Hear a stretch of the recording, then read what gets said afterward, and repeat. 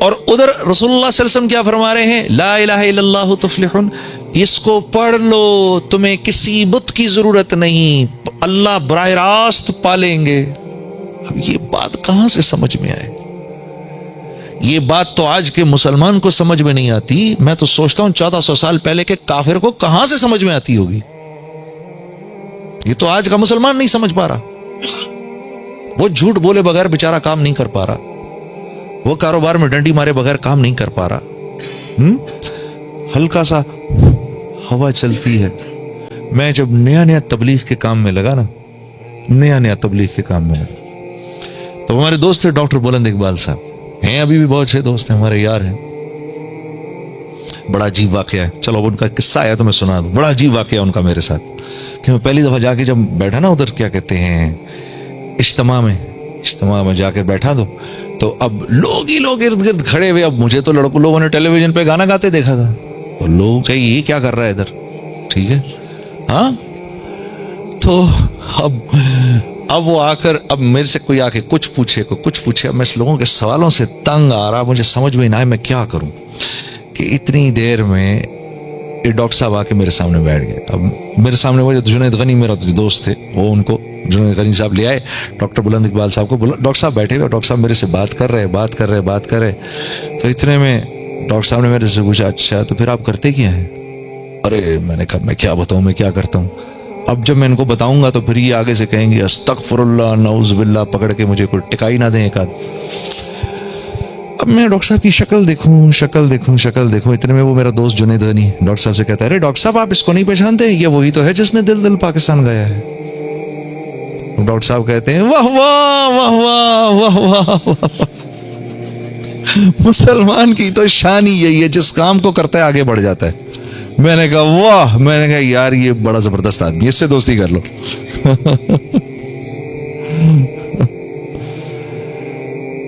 اللہ کی شان۔ تو عزیز دوستو، یہ تو بات سمجھ میں آ نہیں سکتی جب تک اس محنت میں لگیں گے نہیں، جب تک دعوت کے بول بولیں گے نہیں، اللہ کی منشا تو سمجھ میں آ نہیں سکتی۔ اللہ چاہ کیا رہے ہیں؟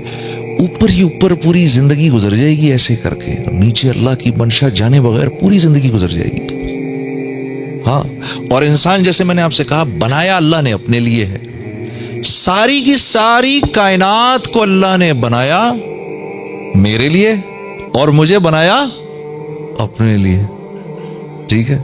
میں ان گاڑیوں کے لیے نہیں بنا، یہ گاڑیاں میرے لیے بنی ہیں۔ میں اس موبائل فون کے لیے نہیں بنا، یہ میرے لیے بنا ہے۔ اگر میں انسان اس کو استعمال کرنا چھوڑ دیں تو یہ تو لوہے کے بھاؤ بکے گا، ایسا ہی ہے، کون خریدے گا اس کو؟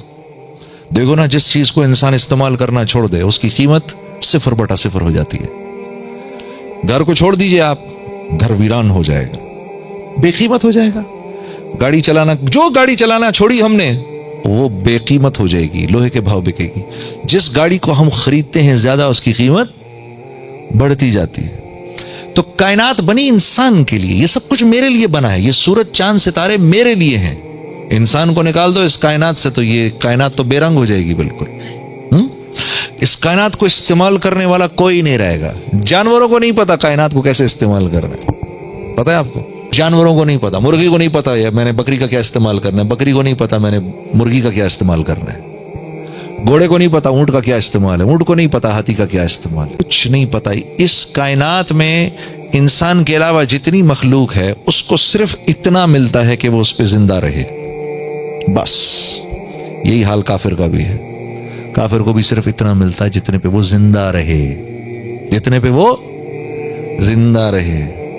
اس لیے کئی بار اللہ نے ہمارے نبی کو منع فرمایا، نہیں آپ ان کو دیکھ کر یہ نہ سوچئے کہ ان کے پاس سب کچھ ہے، یہ کچھ بھی نہیں ہے ان کے پاس، اور یہ جتنا کچھ بھی ہے یہ بھی تھوڑی دیر کے لیے ہے۔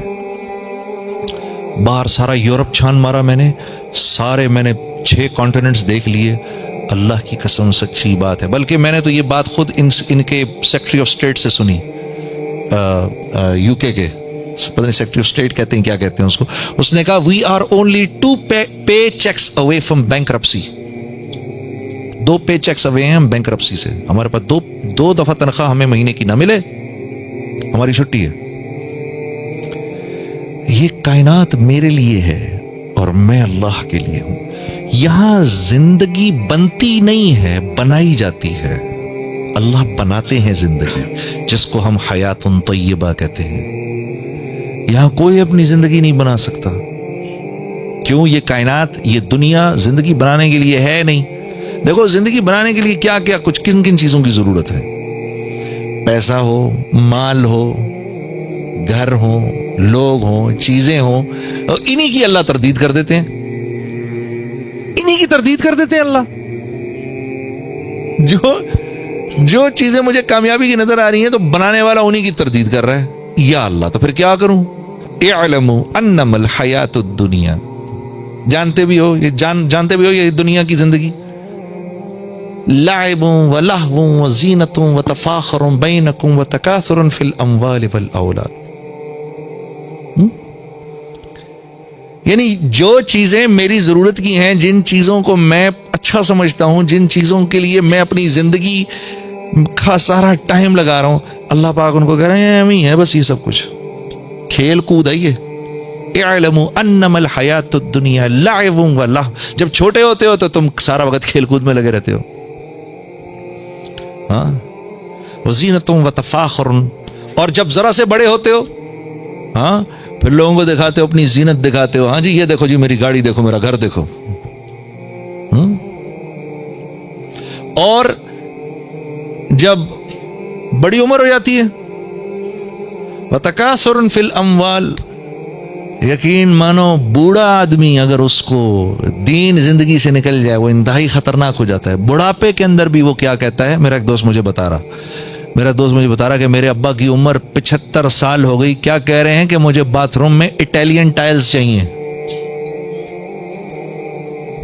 یہ چیز مرتی نہیں ہے بڑھاپے میں جا کر. ہاں، بڑھاپے میں بھی نہیں جا کے مرتی یہ چیز. بڑھاپے میں جب آدمی پہنچتا ہے، ہاں، تو جوانی میں کیا دکھاتا ہے؟ میری گاڑی دیکھو، میرا گھر دیکھو، میرا بزنس دیکھو. اللہ فرما رہے ہیں. اور پھر بڑھاپے میں جا کر کہتا ہے او میری دولت دیکھو، میرے بیٹے دیکھو، میرے بچے دیکھو، میرا یہ دیکھو، میرا وہ دیکھو. کمثل غیث اعجب الکفار نباتہ ثم یہیج فتراہ مصفرا ثم یکون حطاما. اللہ فرما رہے ہیں جو تمہیں پسند آ رہی ہیں، تمہیں اس کی حقیقت پتہ کیا ہے؟ اس کی حقیقت کیا ہے؟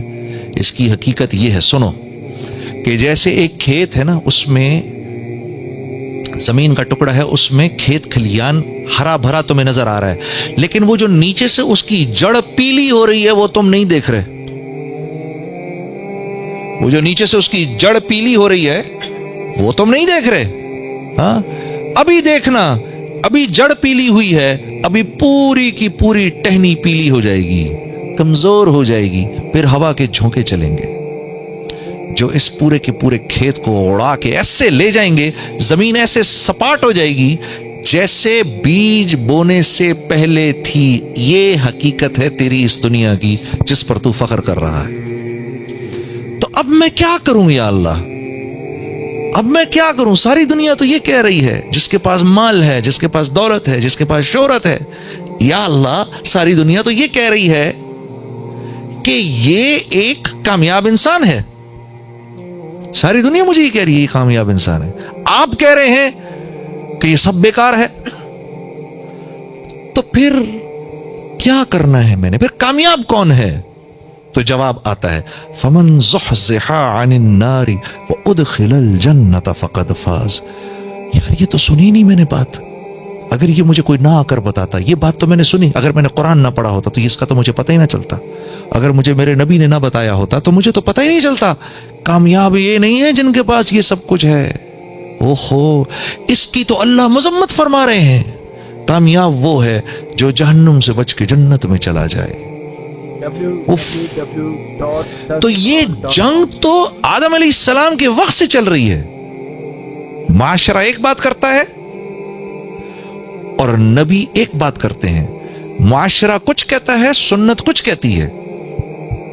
یہ معاشرے کی اور سنت کی جنگ ازل سے چل رہی ہے میرے دوستوں. یہ آج کا قصہ نہیں ہے کہ آج ہم بدقسمتی سے علماء پر انگلی اٹھاتے ہیں کہ یہ ہمارے پیچھے پڑ جاتے ہیں. یہ آج کا واقعہ نہیں ہے. اور یہ تو قیامت تک ایسے لوگ آئیں گے جو ہماری رہنمائی کریں گے.